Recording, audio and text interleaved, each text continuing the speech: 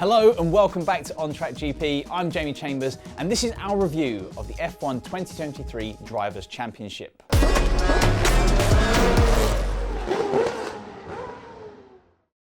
Red Bull Racing has dominated the 2023 season. The team sealed its top spot in the Constructors' Championship following Max Verstappen's victory at the Japanese Grand Prix. And then, 2 weeks later, at the next race in Qatar, Verstappen was crowned Drivers' World Championship for the third time in his career. Neither Red Bull nor Verstappen took their feet off the gas for the remainder of the season, however, as they continued a dominant display right to the checkered flag of the last race of the year in Abu Dhabi.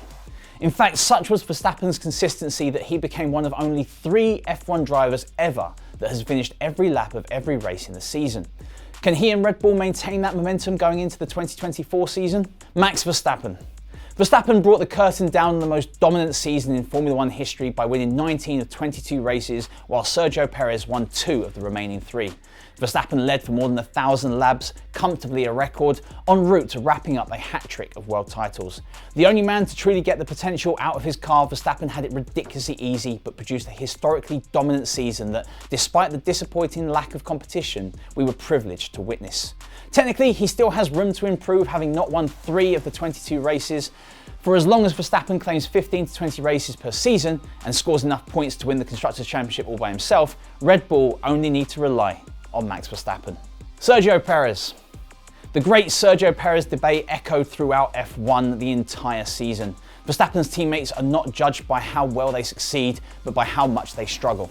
With Perez, sure, he gets carried away when he wins.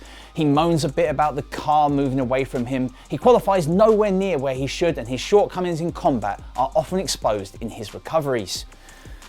In being sometimes frustrating, uninspiring and inconsistent, however, he affords Verstappen the breathing space to push limits. Plus, Perez brings sponsorship, which always helps. The end of his contract in 2024 has the feel of a natural conclusion to Perez's career, next season bringing the opportunity to either restore his reputation or stagger on. But for all intents and purposes, by Sergio being Sergio Perez, he allows Max to be Max Verstappen. Lewis Hamilton. Hamilton's recent clashes raised concerns about his wheel-to-wheel skills. His incident in Qatar echoed a previous collision, hinting at a potential decline at nearly 39. Despite this, the 7-time champion secured the best of the rest title, staying in contention for second place against Perez. However, his season end marked a perceived lack of motivation, which disappointed. His decision to extend with Mercedes instead of a speculated move to Ferrari might prolong his frustration, dimming hopes of reclaiming past success in the twilight of his career. George Russell. Russell's confidence is a double-edged sword, both his greatest quality and his biggest weakness. There is a fine line between imposing yourself on every single situation and recklessness. He admitted late in the year that 2023 was disappointing, as a combination of poor reliability and driver error saw him well in Hamilton's shadow. Was he trying too hard at times? Possibly. The true test will come when Mercedes provided the 2 Brits with a car capable of challenging for the title. Then it'll be a case of sitting back and watching the fireworks. Charles Leclerc. His toughest season to date, but Charles Leclerc remains the driver around whom Ferrari must build their future. His acts of selflessness in Singapore, sacrificing himself to help Sainz win, and Abu Dhabi, dropping behind Perez, were a measure of the man.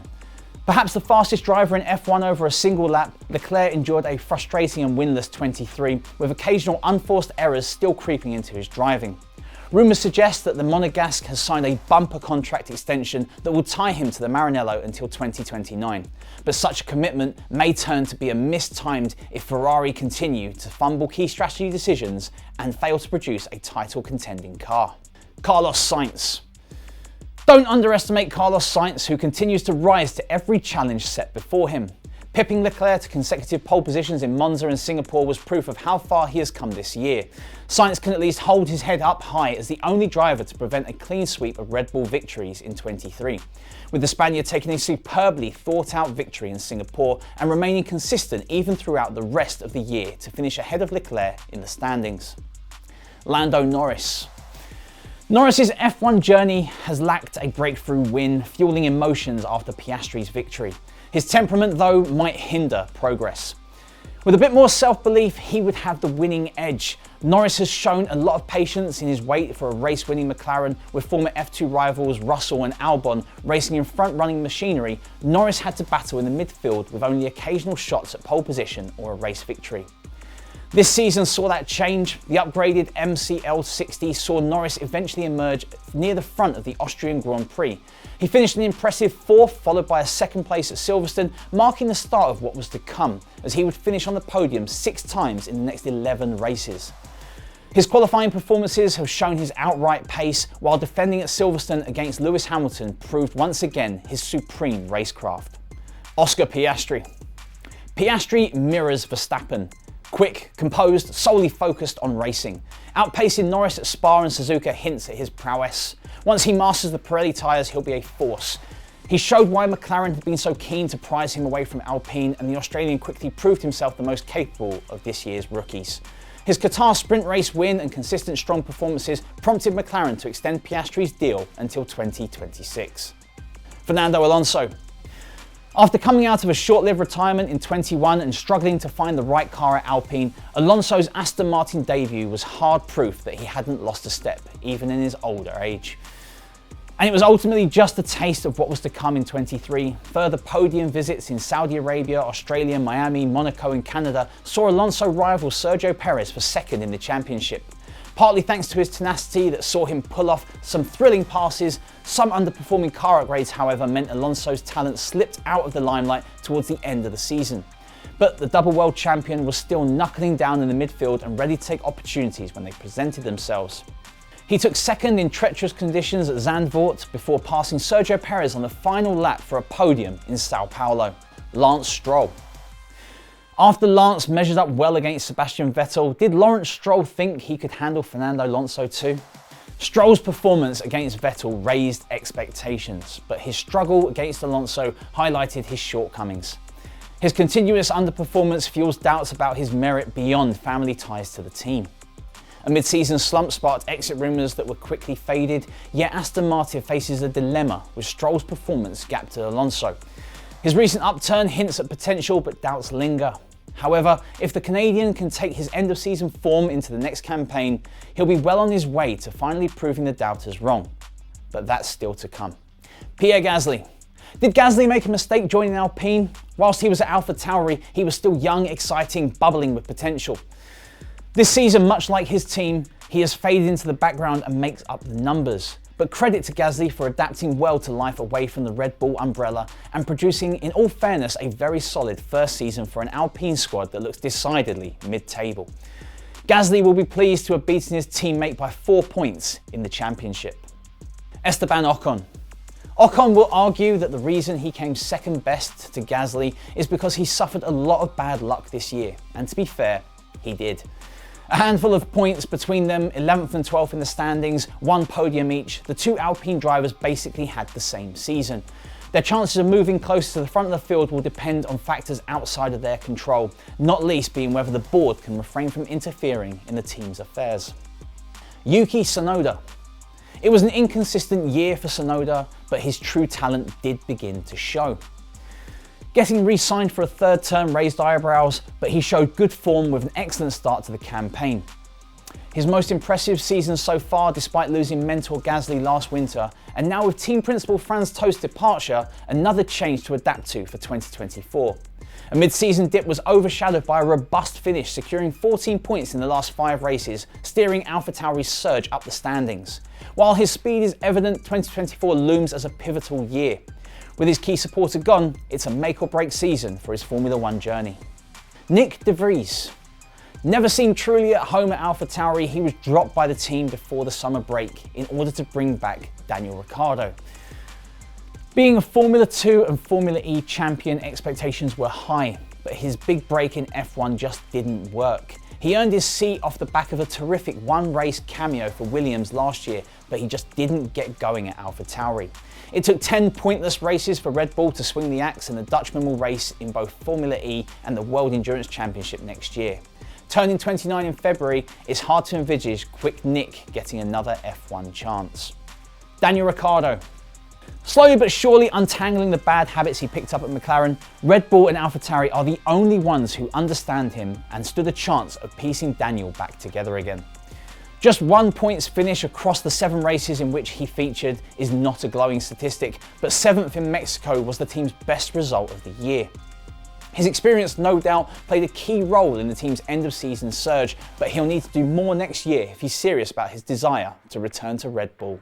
Liam Lawson. His brief but dazzling 5-race performance erased any doubts about his potential at Red Bull. Lawson shone in those outings, yet AlphaTauri's lineup for 2024 is set, with the team sticking with Tsunoda and Ricciardo. His F1 future seems inevitable, but the timing remains uncertain.